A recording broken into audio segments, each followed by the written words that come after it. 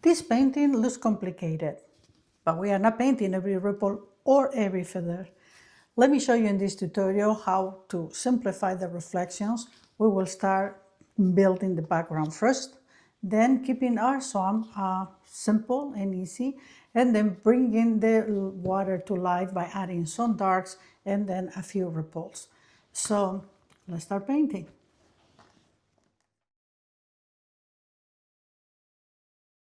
So I'm gonna start by painting the background and the water first because that's really what is gonna set up the reflection. I chose to mask my swan and the reflection of the swan. It makes it simpler to bring all the colors of the water and all the colors of the background if we have our whites saved. For the colors, I made myself a mix of turquoise from Winsor & Newton, and also some, I think I dropped a little bit of French ultramarine. And I believe that was it. I want the background to have a little bit more darkness because I want that dark to set up the swan. I don't want it to steal the attention. We need to have a little bit of contrast here. And we will go and build up like some greenery in a minute.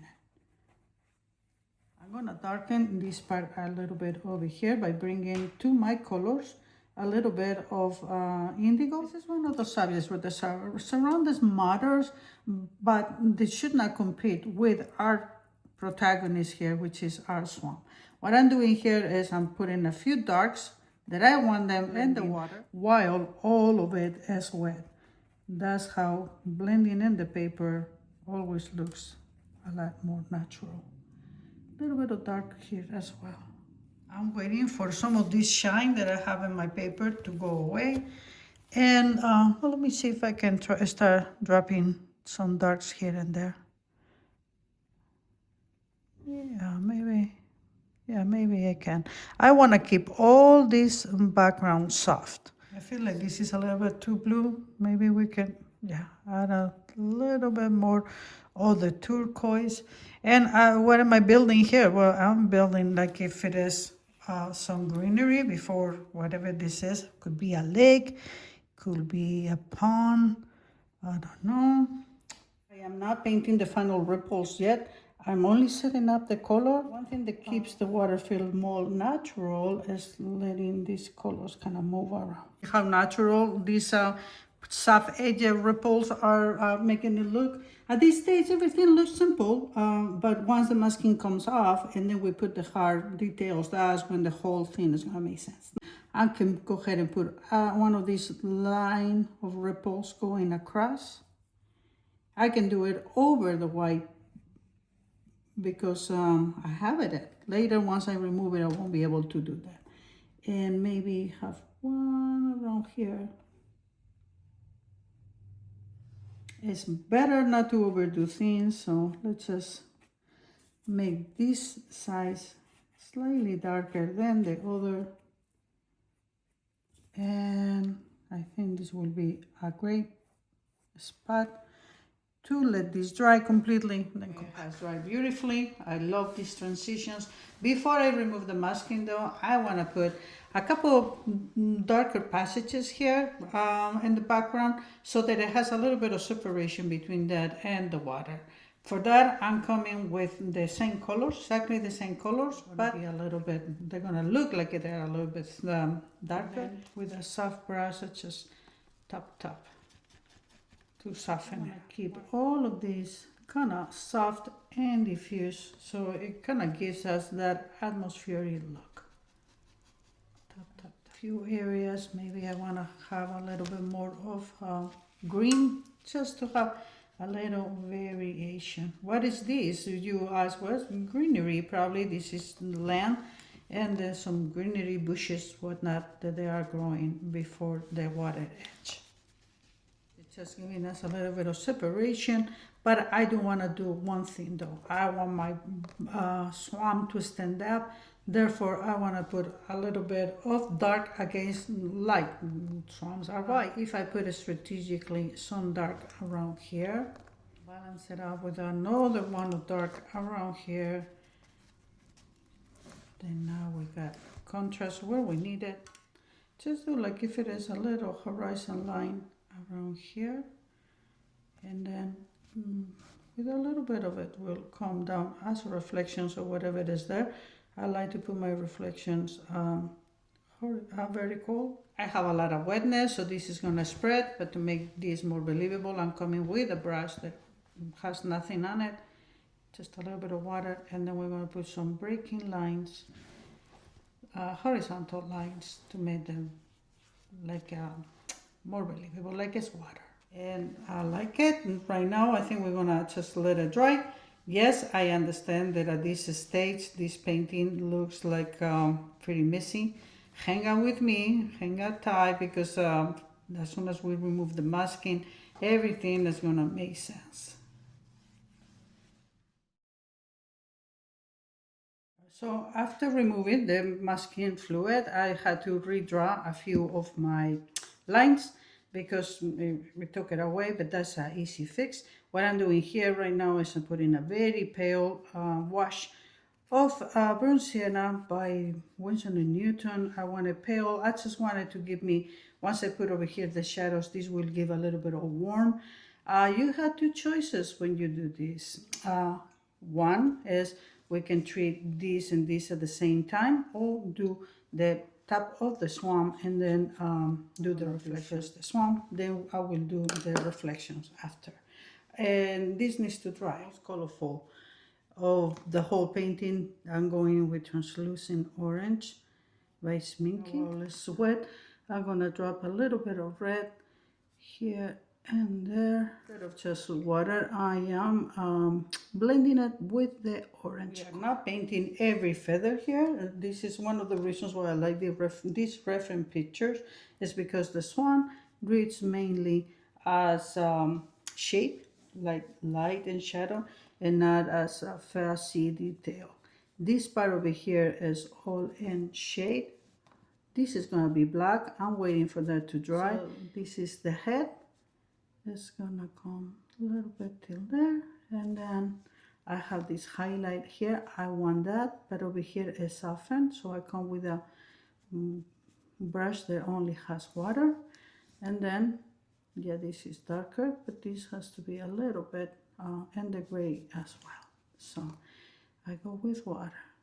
I bring the pale gray down, and we come under what is under here, what is going to help us shape the neck, and then we come with the darker area, and then take care of this line right here. I need transitions. So I did not like how my gray, sometimes that happens, it was getting too blotchy. So I'm coming with water. I am gonna put gray. So one thing that I can do is like wet it, then come with that tissue, and then take that gray away, and then we start from zero. So what happened is that I've been doing my two colors mixed here.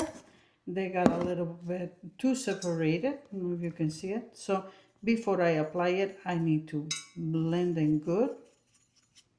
And now I can come back. Now I don't know if this will be too wet, but we can see and try it. Yeah, this is a lot better. Okay, so keep that in mind. Sometimes those things happen. It's okay. We thank God we got fixes. I am gonna find this as a stopping point, and then I'm gonna blend this. This is a brush that only has water. I pick in some of that and I bring in this color higher.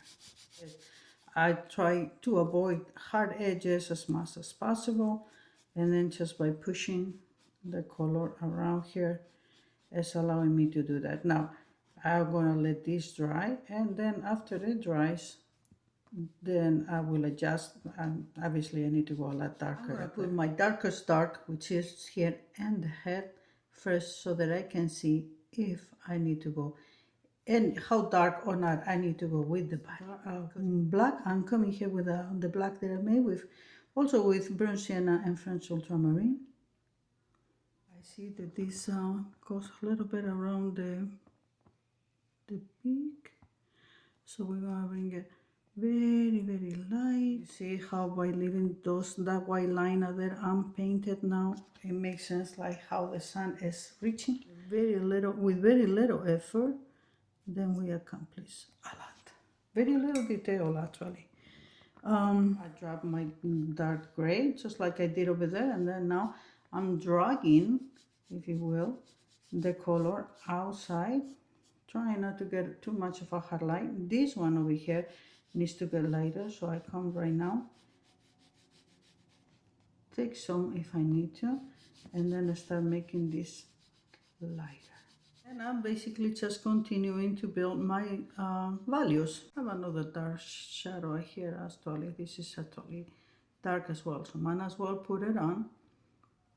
Alright, and then once I have those darks where I need it to be, I rinse my brush, take most of the water out, and then I start just building the edges, softening the edges.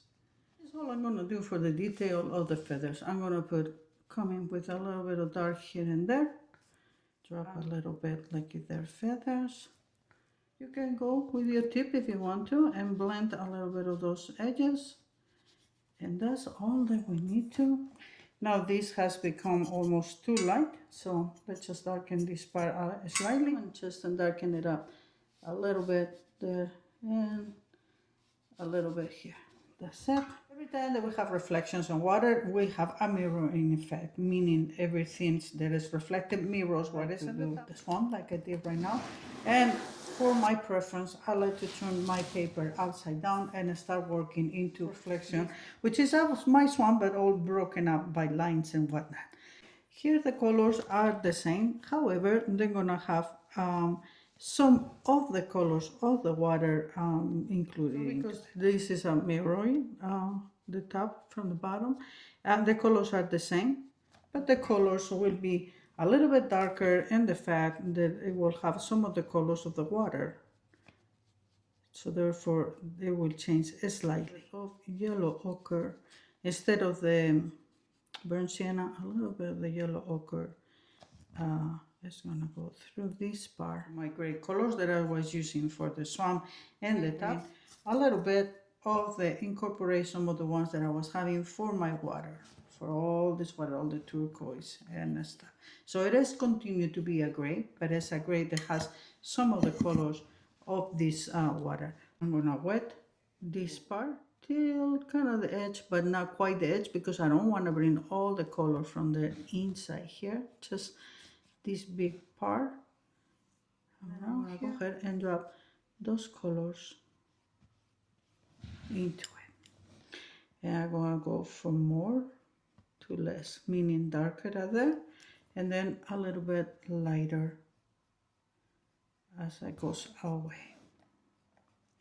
Let me switch to a brush that has a better point. Same colors, but a little bit more diluted. I'm gonna bring them out, and then we'll do something else with this because we want. Well, you see, when we do the ripples, we'll do something with this too. Building up light to dark and dark to light by coming with some water.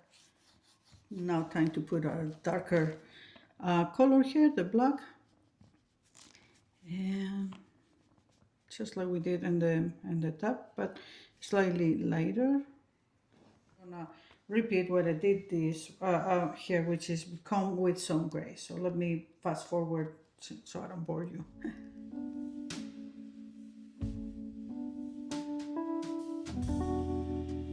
At this point, I'm gonna start to get quite a few breaks.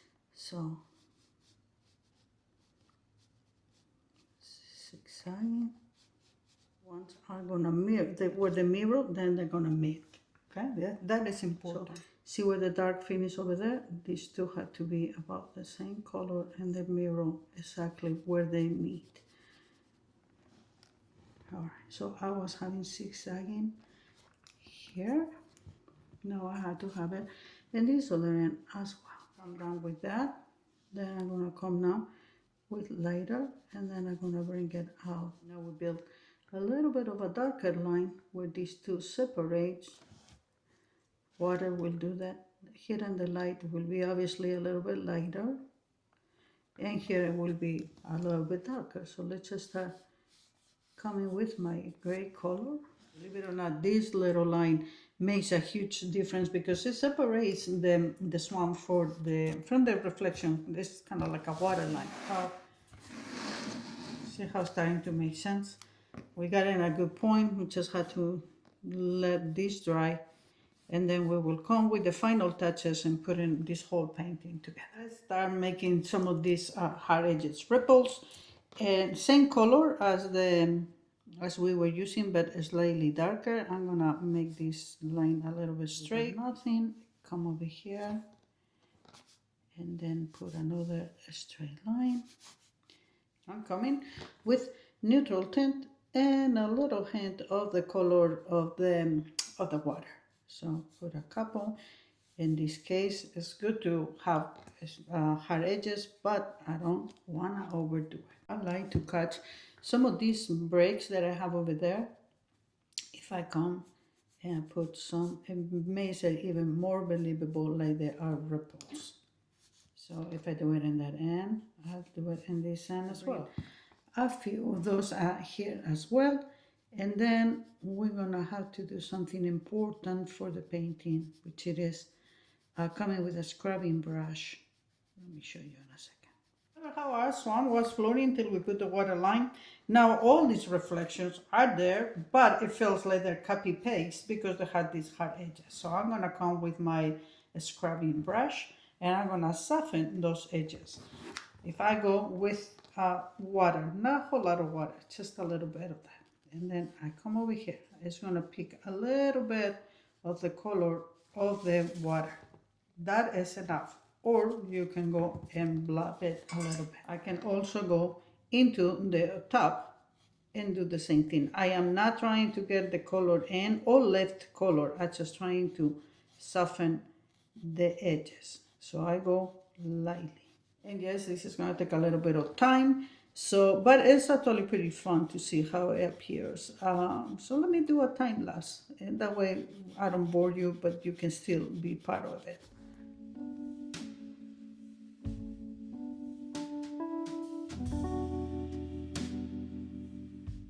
Our swan is already, in the reflections, is already to look more integrated into the water, more realistic.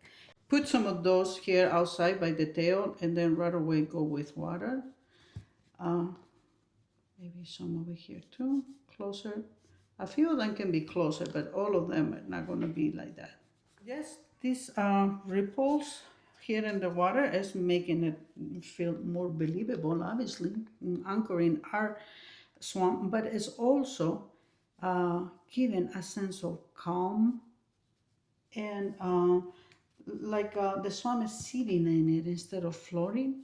So this is becoming a very beautiful painting. Just a kind of little tiny things here for separation. Maybe we can put another one here and bring one or two inside here as well. Lower, I'm gonna need a bigger brush, but now that I have my small brush, all of this is water too. I don't want to have like if it is two lines, so let's just bring a few small ones that it comes here and there. Like that, go with water right away. Much better. I was already having those, but maybe we should put a couple of them over here. Here, like these beautiful animals they are so majestic. They kind of glide when they move, so they will make a couple, but they want to move the water in a hard way, so the ripples will be little. I'm gonna come with a few close to the white. It's gonna make that pop. Plus also these are here because the water is moving, so let's just put a couple over here. I love the ones that they were soft that we built before. I'm just gonna come with a couple here in between them with a bigger brush. This will be slightly darker. And then of course right away I go with my water blending brush, and then we blend by adding these darker ripples. Now everything makes sense. We still have a little bit of setting, but nothing that is taking away from our gorgeous swan. And I believe that it's good to know when to stop, and I think that I have it in a point where I should. Maybe this one got a little too, make it a little straighter. I hope that in this video you learned that something that looks complicated doesn't have to be when you're painting it. Saving the strategic whites and then adding the ripples here and there, the details where it is needed, and the whole painting comes to life. Tracings and reference pictures for this are in my Patreon. I will link it below. And if you like to continue to be painting with me, click on one of these videos and I will see you there.